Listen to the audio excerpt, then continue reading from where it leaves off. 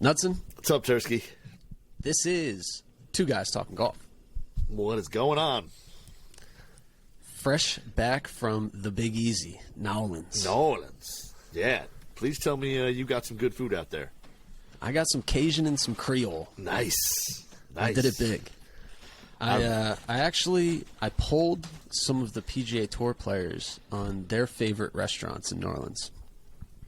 Did a little something different this week. Yeah? Got away from the gear with some of the guys. talked a little food. Love it.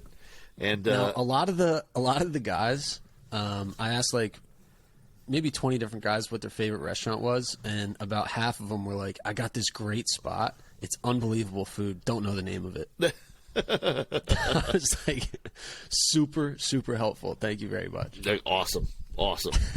So, but before we get into the top choice, I understand we have a word from our sponsors. we do. And, that is Fujikura, the brand new Ventus TR. So if you haven't, the Ventus, it's been out on tour. It's been all over, probably your local course. But the new TR is, a brand new model. Came out end of last year. And basically has same velo core technology, the tip, a new spread toe fabric up in near the handle section, a little more consistency, a little more control. I believe a gentleman who won last week might have had it in his 3-wood. And overall, man, Ventus on fire. Last 7 PGA Tour winners now have had a Ventus driver shaft in play. So go to FujikuraGolf.com, check out the Ventus TR, find a local retailer, and also check out GolfWRX Instagram account at GolfWRX and the GolfWRX forums, giving away Ventus TR shafts. So get signed up, get your own Ventus TR, man. Nice plugs there. Hey, I'm just telling people, man, you want to get a hot shaft, there's 2 chances to get one. And it's good. It's good. I've had it, man. I've played it a little bit. I know you've hit it. I've been playing it a little bit. I like it. Were you talking about a young Jordan Spieth who's playing the TR? He might be. He might. He may have one in his 3-wood. So I think he plays Ventus Blue and a driver, and then TR in the 3-wood. I think it's 7X. Back in the winner's circle. Jordan Spieth. Good Welcome to see, back. man. I know that people kind of get down on him or whatever for having that kind of lag in that big kind of gap in wins. But man, winning on PGA Tour ain't easy. And I think Jordan Spieth's a likable dude, personally. Why do people not like Spieth? I think it's because he broke out 2015, 16, whatever. He absolutely went nuts. He won everything. He won majors, all this stuff. And then I think people expected that. Like, that was just going to be the way he was. And I think people got down on him for it. Like, oh, maybe he's not really that good. It's just a flash in the, just a flash. He's going to be gone. Like, I think people really expected him to carry on what he did early in his career, like throughout his whole career. And the only person to really do that or even come close to that is Mr. Tiger Woods. And Spieth's amazing, but he's not Tiger Woods. I got a couple buddies who are like super Spieth haters. Really? It's so weird to me. It's like, what do you really want from a golfer? You want someone to like care. Yep. You want someone to put their all into it and kind of play with fire and passion. And I feel like Jordan Spieth does that every single time he tees it up. Yeah, I agree. It's like that's what makes him fun to watch to me, and like the interaction with his caddy and him like getting all fired up. I don't know. Maybe people don't want guys to have emotion, but then someone wins who doesn't have emotion. They're like, "What is he, a robot?" Yeah. It's like, what do you want from these guys? Like, Spieth is just trying to go out and prove every day. Like, he's obviously working very hard on his swing. He's actually going through some putting struggles right now, and he's like hitting the ball better than he ever has in his career with that new move, with the exaggerated rehearsal. But he's hitting it really well. He's just not putting great. And honestly, like, there was that thing from last week when he, walked off the course, walked over to where all those kids were, and he's like, dude, listen, I'm going to come back and sign autographs. I've just got to wait and see what happens at the end of the tournament. And he's like, wait here. I will be back, whether it's a playoff or not or whatever. Yeah. And then he came right back wearing the tartan jacket. Yeah, the red tartan jacket and signed autograph. I mean, it's like, I don't know how you can not like the guy. I mean, like you said, the fire he plays with, and then he's still a good, ambassador to the kids and all that. I mean, yeah, I don't know. I don't get it either. I like the guy. That was a classy move. Great PR move as well. Oh, huge. I'm sure his manager or his agent or whatever, he was like, yes, thank God. Yep. Oh, 100%. And he just extended his Under Armour deal out like What was it, till 2029 or something? Yeah, something like that. I read a little bit about that, yeah. So he must be getting the bag from them. Oh, he has to. I mean, he is the guy when it comes to Under Armour. I know there's other guys who wear Under Armour, other golfers, but, like, he is the guy. Like, how is that for timing, too? I know. Like, they re-up.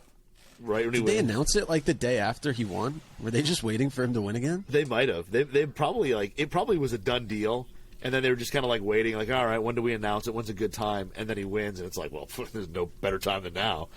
Yeah. But, yeah, that's huge, man. That's we're going to see Jordan Spieth golf shoes for a long time. Yeah, we are. So, moving out of Hilton Head, going down to Nolans. Yeah. Have you ever been there? I have not. And I'm a huge – well, I don't want to put a huge – I'm a very big fan of the type of food that they have down there, like that southern, like Cajun, Creole. Yeah. I haven't had much of it, and it's all probably been very watered-down versions up here in the north. But I'm, like, a huge fan of, like, seafood-type boils and seafood itself. I love shrimp and, you know, all the mussels, all that. So, like, I'm a huge fan of it. So I have not been, but I'm all about it. Where do you stand on crawfish? Love them. One of my favorite. There's a Thai place up here in Grosse Pointe that has it's this rice dish. It's like fried rice with like vegetables and stuff in it, and you can get it with crawfish. It's like kind of like on the side as like one of the like specials, and you could get it with chicken or whatever too. Like they make it that way, but they make it with crawfish, and I always get it with crawfish. It's phenomenal. They had a nice little treat for the players, caddies, like all the tour guys and the media out on the range at TPC. I think it was on Tuesday, but just buckets and buckets and buckets full of shrimp and crawfish. Oh. It was so delicious, too. Like I always kind of think that I like crawfish more than shrimp even because I feel like shrimp can be a little inconsistent. I feel like crawfish always hits. So I was going in like, I'm just going to load up on crawfish, have a couple shrimp just to try it. This was like the best shrimp ever, and it was catered by Acme Oyster. I don't know if it's Oyster House. Acme Oyster House, I think it's called, which was when I asked Brant Snedeker for his favorite restaurant, that was the one he said. Yeah. So he was all fired up that it was catered. But a lot of the guys said Clancy's. Okay. Now, I guess if you've never been in New Orleans, like, this conversation's pretty worthless, and if you have no plans to ever go there. but they said Clancy's. Apparently that's, like, the PGA Tour hotspot. I'm sure if you walk into Clancy's on, like, a Wednesday, Thursday, Friday when the PGA Tour is in town, it's just lined in PGA Tour players, if that's your thing. If you want to dine with PGA Tour players. And then Desi Vega's Steakhouse. Okay. Billy Horschel looked at me in the eyes and he was like, Desi Vegas Steakhouse. I was like, okay, I got it. He's like, get the steak. Everything's good, but get the steak. The most intense stare you've ever had with Billy Horschel. Like, oh my God, I better go to Desi's tonight. But I went to, I'm pretty sure they're probably like tourist locations because they had lines like out the door. No. But I went to Mambo's. I had the Mambo's oysters. Ooh. They had this like mushroom cream sauce. It was delicious. Really? And I had crawfish étouffée like 3 times. It's basically gumbo, but it's like a little bit thicker. Oh, okay. I think it's more of like a gravy. It's got all the, the onions and the peppers and rice and stuff in there. So good though. Man, so good. I was trying to try like different dishes and stuff, but I kept going back to the crawfish étouffée. It was really good. And then I went to Oceana Grill. Oh yeah. And I had their like house redfish, which was topped with crawfish and this spicy cream sauce. Dude. I was getting after it. I'm not like a big foodie, I wouldn't say. Like, usually you can catch me going to like Waffle House. Yes, I like Waffle House, but when you're in New Orleans, you gotta do it big. Is your expense report this week going to be signed off on, or is that going to be just burned, set on fire from all these nice restaurants? No, I think I was fronting the costs on that one. I think. I think I went over like the daily budget by double. And this to me is funny because when you and I worked together previously, when you were back in Detroit, lunchtime was never a time when Andrew Tursky was going to go try new and exciting, fresh things. It was, I walked across the street to this market, to this Westmore market, got your lunch, which was usually like chicken fingers, mashed like, potatoes, and like a vegetable maybe. And then like you doused it in hot sauce, and that was it. And ranch. It was every single day. And dipped it in ranch. Yeah, and it was every single day. If you were See, people give me crap all the time for eating chicken fingers a lot, but it's like, it's breaded chicken. How do you not like that? Wrong. I don't understand. I don't understand the hate. Never got it. It's like, oh, grow up. It's like, you eat fried chicken all the time, probably. I love fried chicken. Get out of my face with that. I'm a huge fried chicken guy. I'm a huge food guy. I wouldn't, like I said, I wouldn't call myself like a foodie. I'm not going to document everything I eat, but I will go in. I will go. Is that the prerequisite? Like, to be a foodie, you have to document it? It feels like that's what it is. You have to have a high definition camera and post on Instagram to like food. A DSLR and a light kit as you walk in. Yeah. But you have to post reviews on Yelp. Yeah. But I'll pretty much, I'm open-minded enough to try a lot of things. Like, I may not try every single thing on a menu or whatever, like, but I feel like I will try more than not. And I've run into some things that I really love doing that. So I think the only thing completely off limits for me is like black olives. Yeah, I'm not a big olive guy. I don't like black guy. Olives. I'll eat really pizza, any olive. I like olive oil, but okay. So this isn't a food podcast. Let's get into some golf. It could be. We got the Zurich Classic, a team event, and one of my favorite parts of this event is a walk-up song. Yep. And it got me thinking. Oh boy! If me and you were on a team, what's our walk-up song? That's tough because you and I have extremely different tastes in music. We do. How would you describe your taste? My taste is a little more the rock and roll side. I used to be a really heavy country bumpkin, but the recent country that's come out has not been up to what I've liked. So I've switched over. Are you calling out modern country as being trash? It's just like pop music. Hot take. Let's put it this way: when the Backstreet Boys came out with a country album and it sounds just like every other Backstreet Boys album, they just call it country. Then where are we going with this? Are you telling me the Backstreet Boys have a country album? They have country songs, yes. Like, I'm a huge Sirius XM. I didn't know this. Yeah. And but it's just the country music is just not what I've loved so far. So I've slid back more into the rock genre, and went back a lot to my roots of some of the older grunge rock and things like that. But yes, I'm more of a rock and roll guy. You are definitely more on the hip hop, R&B, rap side. So you're absolutely correct. Ooh, I do like classic rock. I mean, like what my dad listens to. I love the Eagles, stuff like that. Eagles are great. We just let's do an Eagles song. No, perfect song. Run DMC and Aerosmith, Walk This Way. Dude, okay, done. Over. That's actually like a really good walk-up song too. Killed it. It would just be killer. Wow. And we could like have the video playing behind us like on a screen, and it's like half Aerosmith and then half Run DMC. And wait, can I wear like an Adidas tracksuit? Oh yeah. Would they allow that on the PGA Tour? I mean, it has a collar on it. Yeah, of course. And you have to have like the superstar, or they call it superstars with no laces in them, the all white, black. Yeah. I don't think shell toe Adidas. I don't think I'm going to look too good in like tights and no shirt, which is kind of what Steven Tyler wears, and like a headband.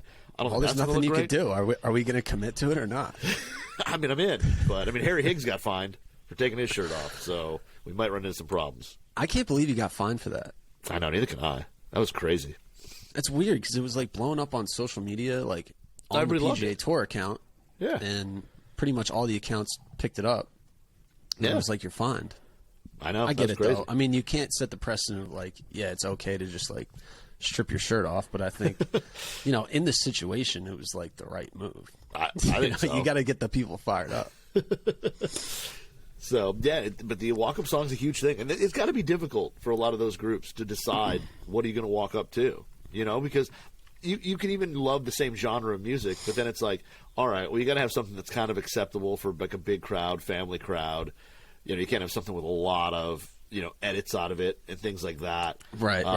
So you do have to be a little careful, and the message. I mean, there's songs out there that the message may not be as family oriented as it could be. So there's a lot of kind of things that go into picking the right walk-up song. Yeah, it's all about compromise, and really you need like one person to just take the back seat and be like, listen, you come up with the song, okay? Yep, I agree. I think what Victor and Colin were doing was like putting it up to social media. Ooh. And they were taking like fan requests. It's like, okay. It's not a bad way to do it. That could get dicey. I mean, you got to think about it. Like, one, if the song stinks, you blame it on social media. People dog you for it. Not my choice.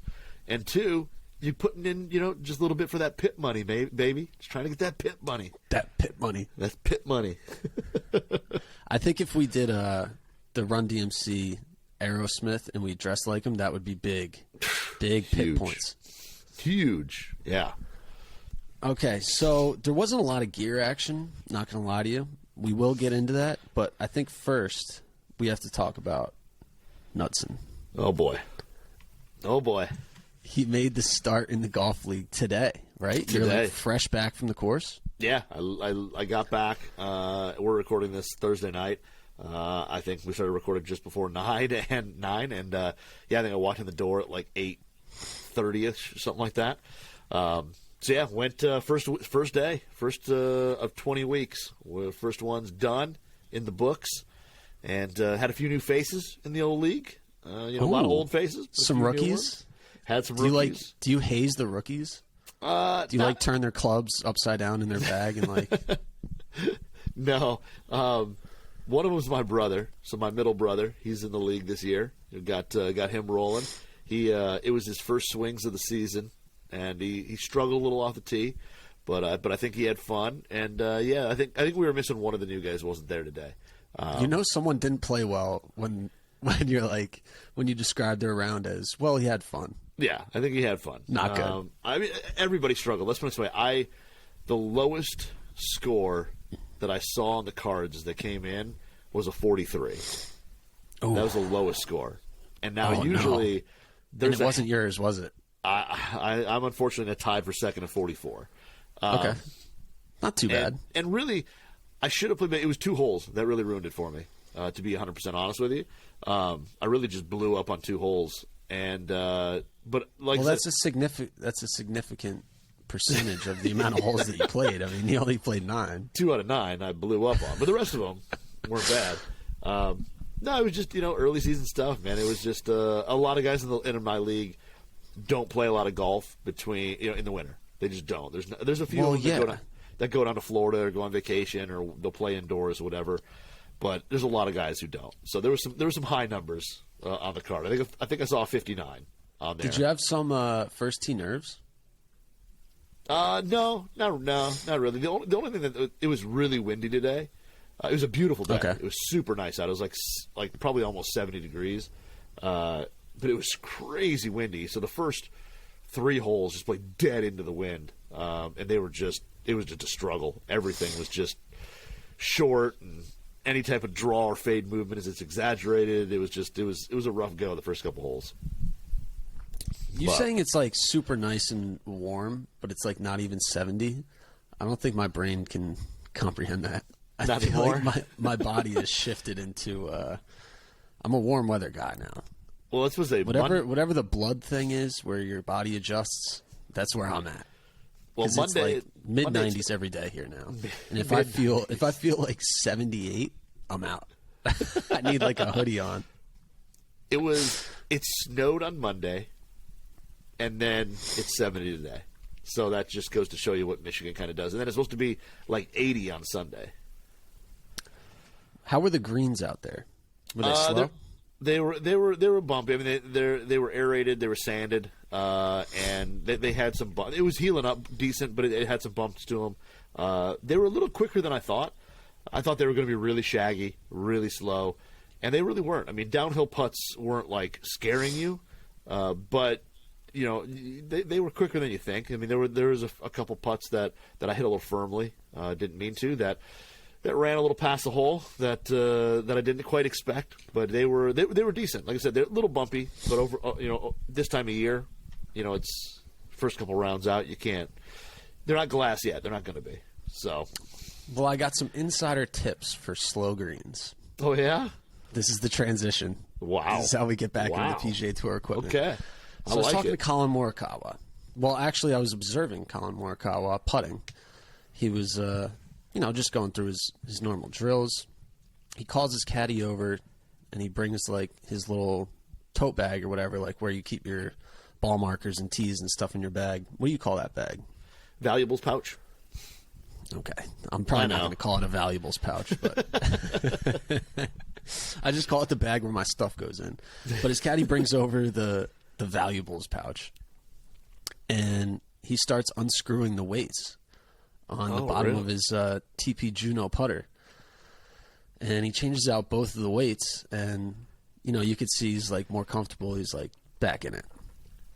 I'm like, okay, that's interesting. I will wait out Colin Morikawa, and I will ask him what the heck just went on right there. So he's coming off the green. I ask him, like, what was that weight change you made there, bud? And he was like, when I get on slower greens, like, especially when I'm going from fast to slow, i.e. going from Augusta to TPC Louisiana, I didn't know that they had, like, particularly slow greens, but that's what he was basically saying, that it was a little bit slower. And he wanted to add weight. So he went from 2.5 grams in the heel and the toe up to 5 grams. And he has done this before. He did it at the Open.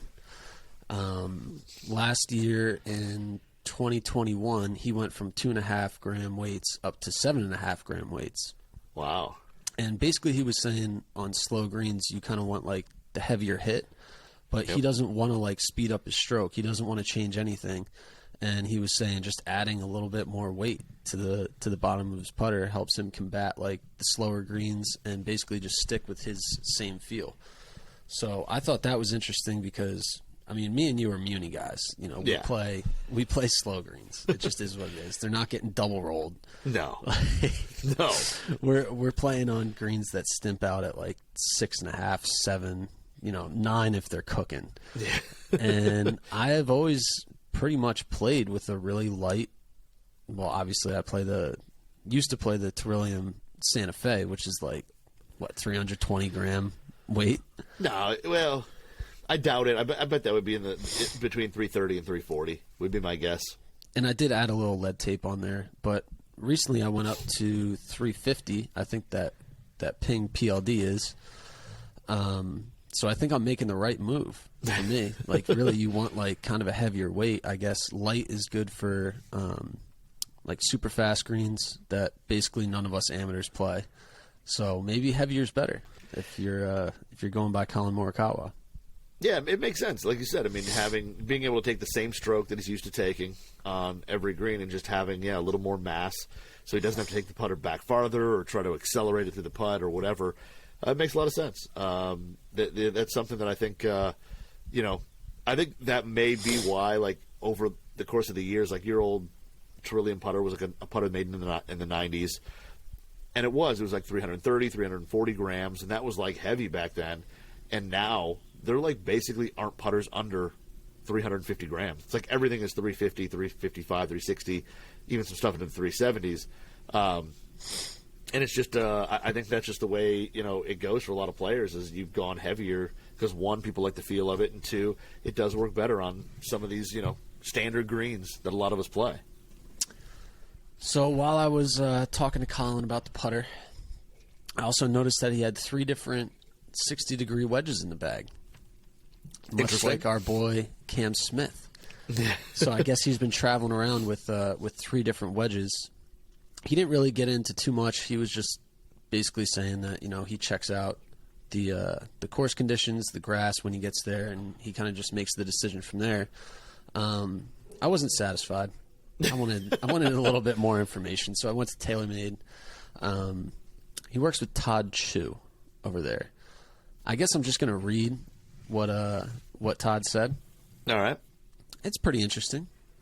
Yeah. A little something for the people. It's a longer quote, so bear with me.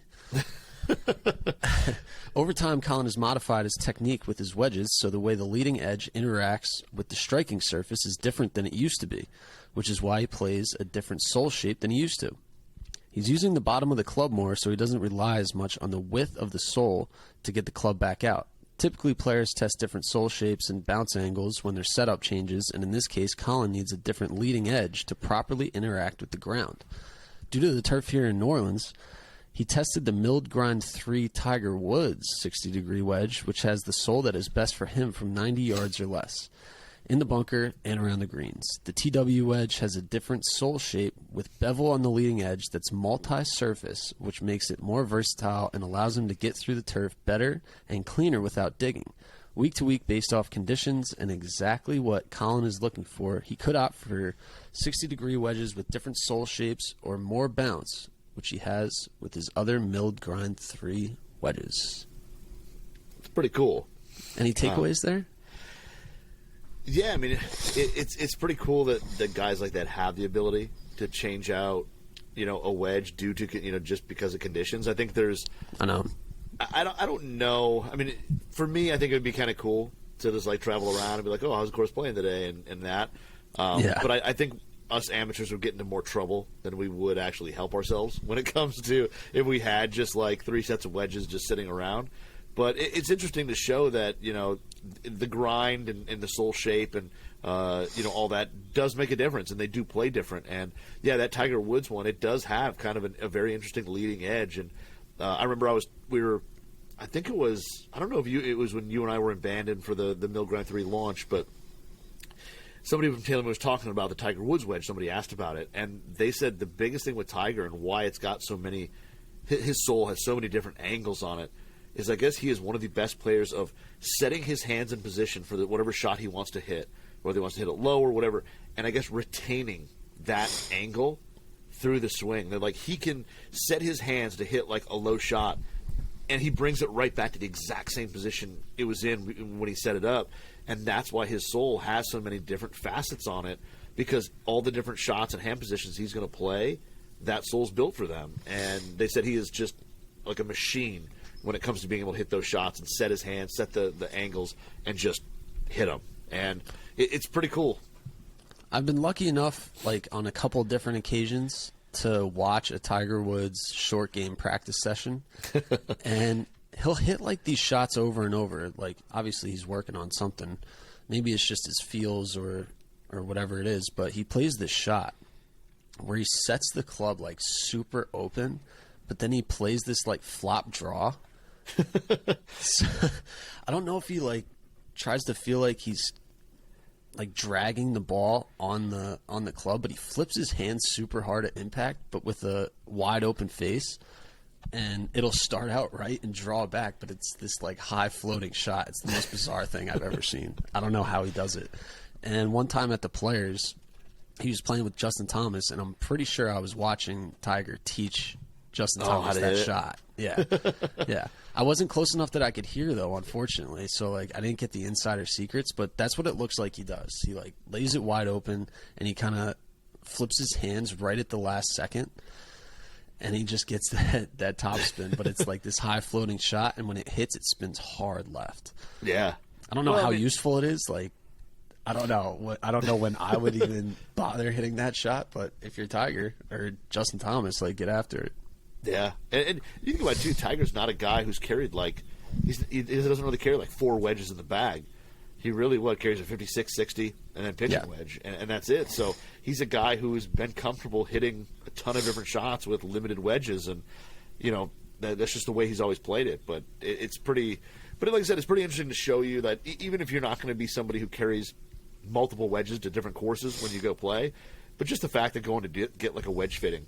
And how important that could be, and you could find a wedge. You might just go out and buy a certain wedge because you like the brand, the shape, whatever, tour presence. But to go out and actually do a fitting and see how the turf interaction is different on some different wedges, I mean, you could greatly improve your short game a little bit. So I think it just goes to show you that stuff does matter. Yeah, I mean, we don't have access to the grinders on the tour truck like these guys do, and you could just change out wedges whenever, but we do have access to all the different wedge companies. They come out with different sole grinds and bounces. You have options. You're not just stuck with one design. So you got to get fit. Yeah, agree. Point is, got to get fit. Now, Colin Morikawa played with Victor Hovland. Yeah. They're teamed up this week, and we have a little news out of the Victor Hovland front. So I guess ahead of the Masters, he was struggling. He never misses left. I was talking to Kent Notes. He's like, yeah, Victor, I mean, he never misses left. Doesn't even think about it.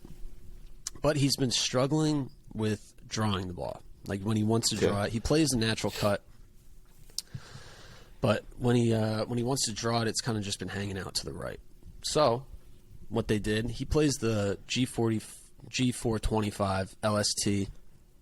And what they did is they made a lie angle change, and a pretty big one too, 2 degrees. Wow. Now the LST naturally, I think it's what, a degree flat? Yeah, I think so. And then you can put it in even flatter setting. Right. So a flat lie angle, all things being equal, a flat lie angle is going to influence a cut. Yep. I mean, that's pretty much just is what it is. I know that because I miss left, and every fitter I've ever gone to has been like, well, let's flatten this thing up a little bit. Let's see if we can get it a little bit of a cut. So Victor went the opposite way. He doesn't worry about left. He went 2 degrees upright on the driver, which just brings up like an interesting point to me that it's super overlooked lie angle. Yeah. Like most amateur golfers, I don't think they realize how impactful it can be. Like you can have the same club and you can bend it, 4 degrees up, 3 degrees up, 2 degrees up, and you can go through the whole spectrum of it and hit completely different shots. Yeah. And it really does change drastically. You're a club builder. What do you think about that? No, you're 100% right. And typically with driver, it has a little less effect than say with a wedge because there's so little loft, but it still makes a difference. And you're right. I mean, anybody who tends to miss the ball right or hit the ball right, that's their miss. Going a little more upright can definitely help move that ball back into back into closer to straighter. And then, like I said, with wedges, it makes a huge difference. There's a lot of people who play the wrong lie angle on wedges, and then they wonder why, a lot of shorter shots or even full shots with wedges, they can't get it close to target because the lie angle is so far off, and with that much loft, the ball just jumps, right or left to target, depending on if you're too upright or too flat. So, the upright thing's been, or the lie angle in drivers and woods, and then that's why I kind of love adjustability in basically every wood, even hybrids, because you usually can change, not only are you changing the loft, you can also sometimes change lie angle as well. And for certain players, that can make a huge difference. Another way to influence performance? What's that? Lead tape. Oh, yeah. I talked to the lead tape king in New Orleans. Did you? You know who it is? I don't know. Who's the lead tape king? Is it undisputed? Well, I mean, it was like kind of Schwartzel or Schwartzel for a little bit recently. So, he's the king of porting his irons and filling the ports back in with lead tape. Yep. So, Scott Piercy. Yeah, it was like I remember when we were talking to Lead Tape Chronicles, we were talking about that. Yeah. And I was just like sitting there, and I was like, I knew the name, and I just couldn't put it together. So I went up to Piercy. I was just asking him his favorite restaurant in New Orleans. I was just curious. I thought he'd have an interesting answer, and he was like, nah, I don't really have a go-to spot. It's like, I like the food, but no. I was like, fair enough. All right. His driver was sticking out of the bag, no head cover on it. And I noticed he had some lead tape just all the way in the back. So I just asked him, I was like, is that a forgiveness thing? Like, why do you put the weight back there? Is it like head weight or is it a forgiveness thing? And he had a pretty interesting answer, which I will read to you right now. So he's playing a TSI-4, keep in mind. Oh, wow. Low spin boy. Yeah. He said it's a spin and launch kind of thing. The more you move the weight forward, the more, the head's going to get less forgiving. But it also changes launch and spin. In addition to the lead tape, there's glue back here, too. So a little rat glue under the hood. Wow. And he pointed to, like, the weight that they have in the sole of the TSI-4, which is up front on that model. Yep. He said this is the lightest weight that they have up here. He said there's a method to the madness, so he made it super heavy in the back and light in the front. So he said it's a little bit of a forgiveness thing, but it's more of like back in the day, the CGs were farther back. What happens with CG is, if you don't know, So he was doing like a little demonstration of like CG and the shaft alignment. Yeah. And he was basically saying that at impact, the CG tries to align with the shaft. So when the CG's back, that means the face kind of closes a little bit quicker, which I thought was interesting because I was going back in my head and I was like, yeah, I guess like drivers with CG farther back, I do have a problem with overhooking. And he was like, yeah, because like if the CG is farther back, the face tends to close more. And for him, that's actually what he's trying to do because he tends to miss it out to the right when he misses. Yeah. And he said he plays a cut, but he obviously doesn't want the cut to start out right. So he puts the CG a little bit farther back to get it to shut faster so he can play that cut down the left side. Let me just see if he said anything else interesting. Yeah, so he just said, I'm always trying to pull the CG back, and then from there it's a shaft thing, and you just start getting into the launch monitor numbers, really dialing in that spin and launch, but getting that starting direction, he feels that's kind of a CG of the head thing. So he solves the issue with just loading up lead tape and glue on the back and lightening up that weight in the front. But he was like, yeah, I want to stay in the TSI-4 head because I like it small and compact. So I thought that was pretty interesting. He does a lot of this stuff by himself, too. Like, he applies the lead tape himself. I don't know if he did the rack glue or not.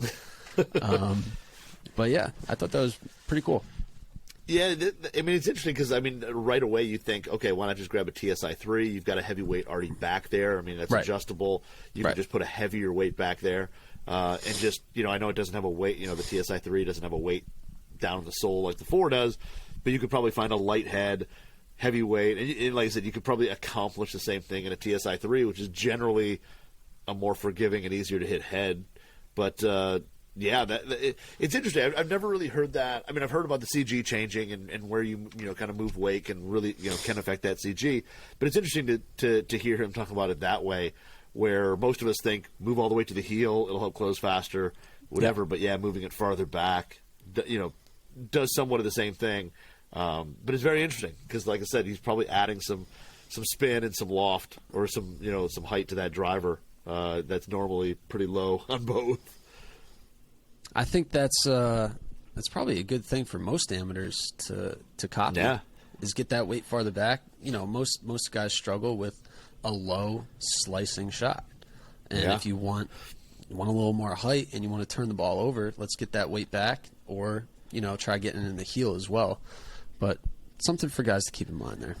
And it's interesting. Simple. Just buy some lead tape, slap it on there, do some experimenting. And it's go fun. Go out, get your hot melt gun. Well, be careful. Be careful with the hot melt gun, okay? Let's not ruin the driver because it's irreversible. Once you start sticking glue in there, it's over with. And it's not necessarily honestly, you probably don't know what you're doing. I wouldn't either. I'm not coming at anyone. Like, it's just a difficult thing. It takes experience. Yeah, it isn't 100% irreversible, but it's pretty close. I mean, you could damage the head pretty bad trying to get the stuff out. Once you break the glue gun out, the driver ain't coming back to how it used to be. I love slapping a little hot melt in the head. It's my favorite.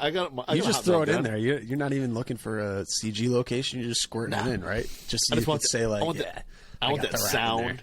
Yeah, I want that sound and feel, that muted sound and feel. That's what I do. It does change sound a lot, though. 100%. There's been a lot of heads that you can make that you may not like the sound and feel of that you could really like with just a little bit of glue, kind of put it up near front, near the face, and it change a little bit can change the acoustics quite a bit of a head.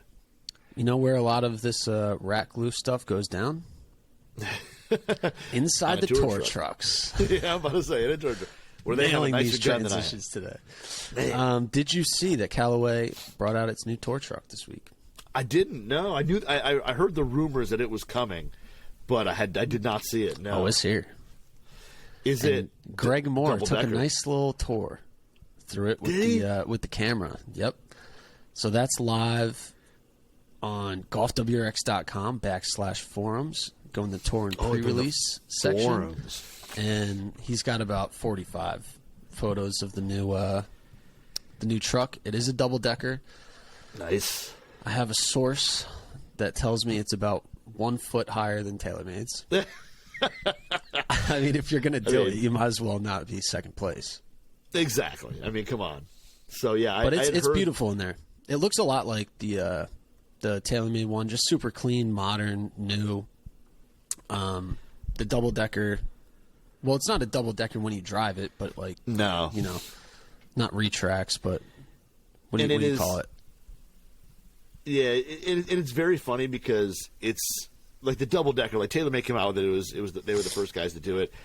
And the double decker, if you've never been in, I mean, the tour trucks are basically semi trailers that are built into workshops, and they've got AC, TVs. I mean, they got all the amenities. Awesome in there. Great place to hang, and they got good snacks on there.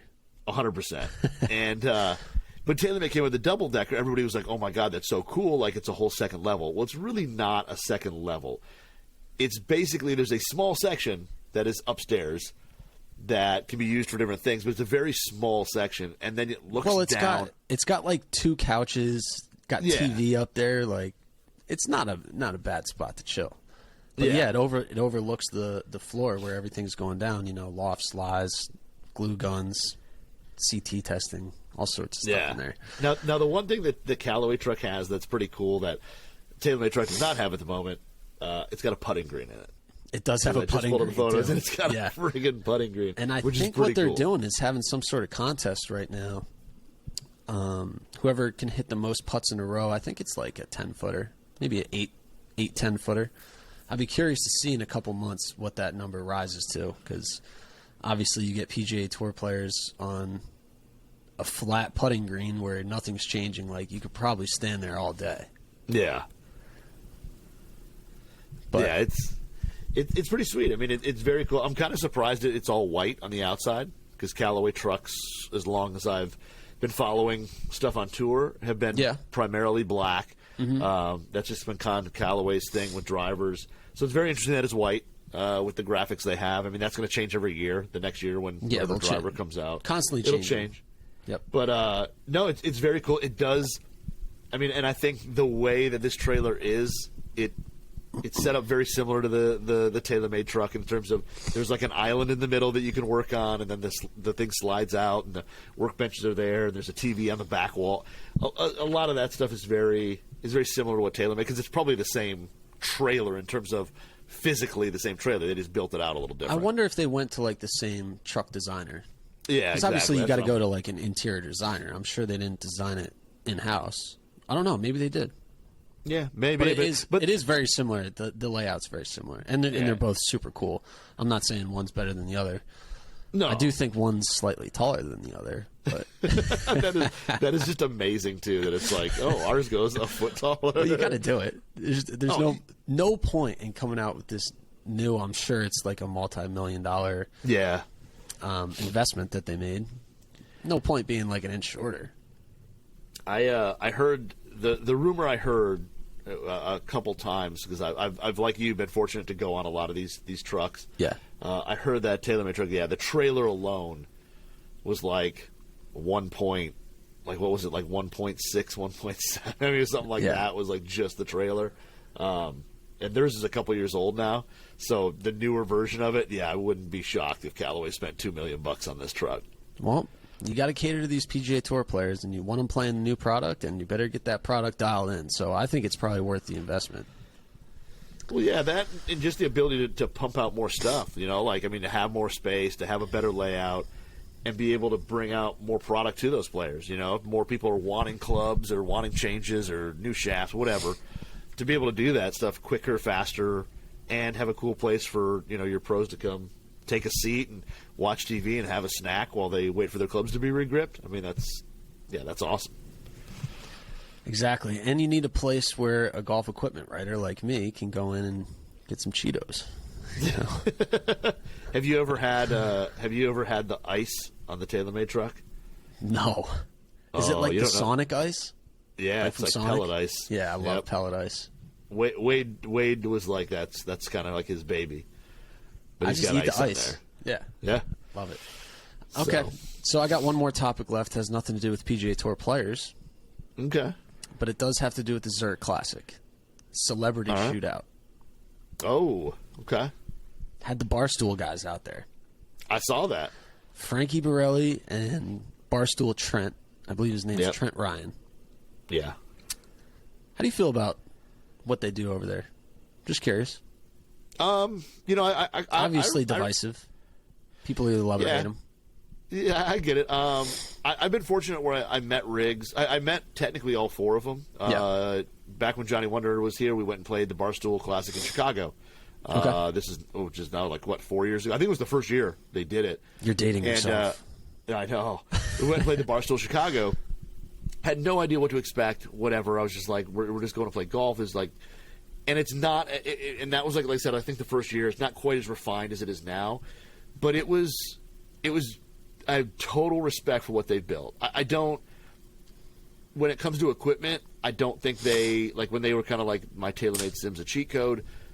Okay, I get your audience is a little different. I don't think they get into gear, and that's fine. But I totally respect what they built and the following they have. And those guys have made some pretty cool content with playing tour pros and playing at different, pretty cool locations and all that. Riggs was super nice when I met him. Yeah. I didn't really talk to Trent and Frankie, but Riggs and what's the other guy? He goes by Lurch. I don't know his real name. I just know him as Lurch. Yeah, I don't know his name. Yeah, sorry, Lurch. But both were super nice when Johnny and I were there, and just were really friendly with us, and really kind. So I don't have a bad thing to say about them. Like I said, in a sense, I'm a little jealous of what they've done because they have jobs that I think. I mean, you just literally play golf every day. That's pretty cool. But like I said, I have massive respect for what they built because it's huge. We played in this thing, and every single person there was wearing foreplay socks or Saturdays for the boys flags and towels. And I mean, there was Barstool stuff literally on everybody, but our group. and it was pretty cool to see. And they've done some cool stuff that I think a lot of people wish they could do.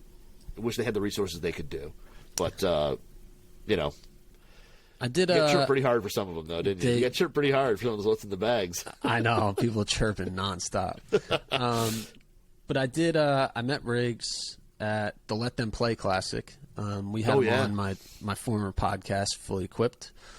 I thought that was just a great thing. That was sweet. Those girls, the way their season was gonna end, and then putting on such a professional type tournament for them and ending it the right way. I don't know if people know the Let Them Play Classic story, but I would encourage you to Google it. I thought it was awesome that kind of Riggs led that charge, and just in general, I would say that for playing what Riggs and Barstool have done with golf, if you're interested in growing the game and getting kids involved and making golf cool, I think they have really led the way on that. I don't think you can really deny it. People, maybe not around my age, but slightly younger bracket. Some of my friends' younger brothers, they've picked up the game, and it's because they follow guys like that. And it's, they've kind of made it acceptable to just be a regular kid and go out there and play golf and have some fun. They've made it kind of less stuffy, and I think that's, in general, I think it's it's a good thing. As long as you're respectful to the course and, respectful to the people around you, and you're not running people over with golf carts and causing a ruckus, because I don't think that's really good for anyone. But I think getting more people involved that want to have fun and enjoy the game, and it gets people fired up, I really don't see a problem with it. So, no, I mean, they definitely have their haters, but I think probably 25% of those people, it comes from a jealous thing where it's I want to do what they're doing. I want to boondoggle and, travel the world playing golf and talk about it. And I know they get some grief because it's dude, you can't even break 100. It's I think that's the point. I think that's why it's been so effective, is because they're down to earth, relatable golfers, and they're getting this opportunity to talk to PGA Tour players, play courses, and they speak of experience, and it kind of lets you in on a different perspective where they didn't grow up like me as a competitive golfer, and they know all the ins and outs of gear, but it's you don't need to do that to enjoy the game of golf. So I'm not just straight up trying to defend foreplay right now, but those are my feelings on it. Yeah, I mean, I think when you're in golf media, I mean, we're in golf media, you understand that not everybody does things the same way, and right, which is good. You want that. And when You want variety. And when Foreplay like was getting bashed by a bunch of like the longtime legends in golf writing and getting bashed for getting the access they got and they were at the what is it, like they were at some of the big tournaments and they were talking to players, doing whatever, and it was like why shouldn't they? Like you said, growing the game. These guys are hitting a demographic that you legends and icons of golf journalism don't go anywhere near. So why not get the next generation at least hooked on the game, and maybe it's through a different channel, but get them hooked on the game, and then whatever. And like you said, I personally haven't ever seen Riggs or those guys, like those Foreplay guys, jumping golf carts and doing anything crazy. Like every video I've ever seen of them playing golf, they play golf like everybody else. They fix their ball marks. They're respectful. It seems like where they drive their carts, everything is they're legit golfers. They have like good attitudes and they're nice. They're not throwing clubs. They're not going crazy. But yes, they can't. They're not scratch players. But that's, like you said, that's fine. Like not many of us are. I'm not.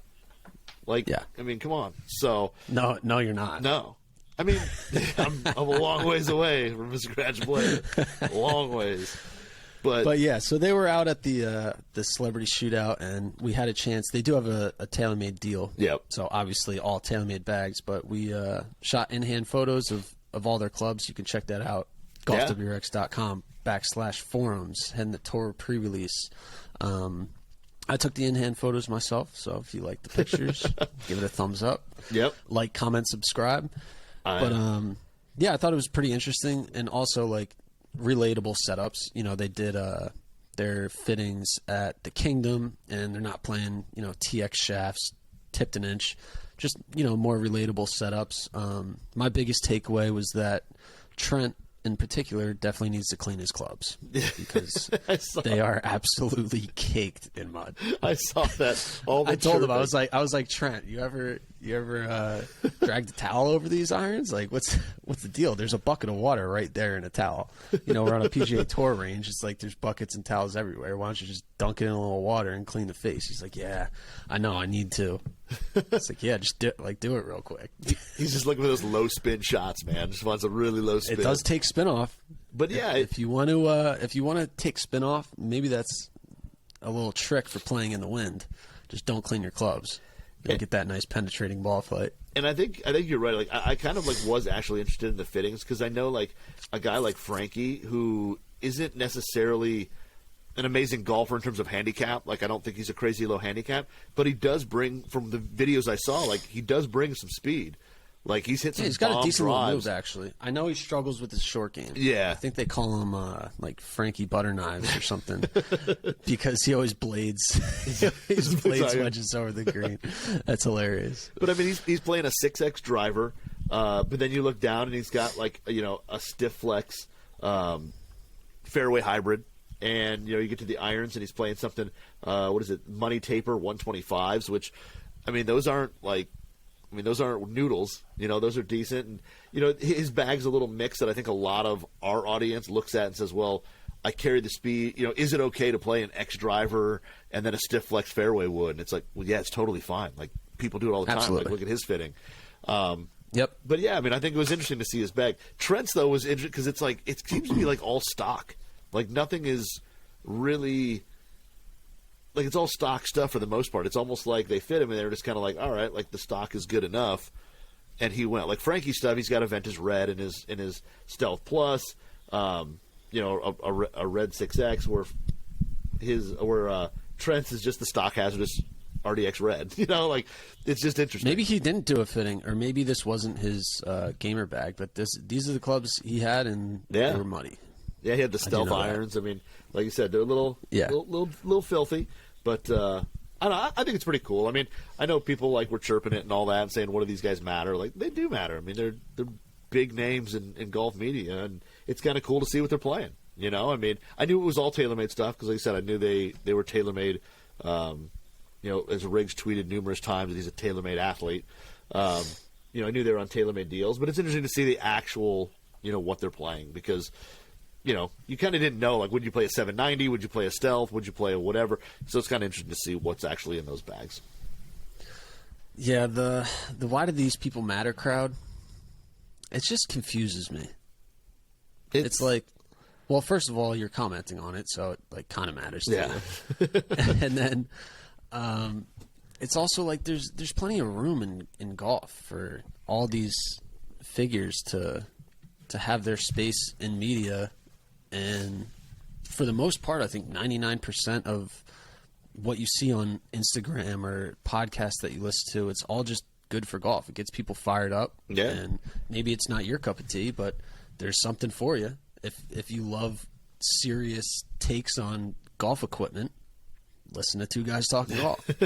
You know, if you want like super down to earth and, you know, maybe not break 100 type perspective, but, you know, having fun, maybe talk about drinking beers, like, then there's foreplay for you. Like, Yeah. there's plenty of space out here, and nothing like takes away from anything else. It all just builds up into a space of golf where it's like you have a bunch of different voices, and it's like find what you like and stick with that. It's like I don't think you have to hate or bring down anyone else, but Yeah. that's just my 2 cents. No, I agree. I mean, it was kind of like the thing before where everybody thought Golf WRX and My Golf Spy hated each other.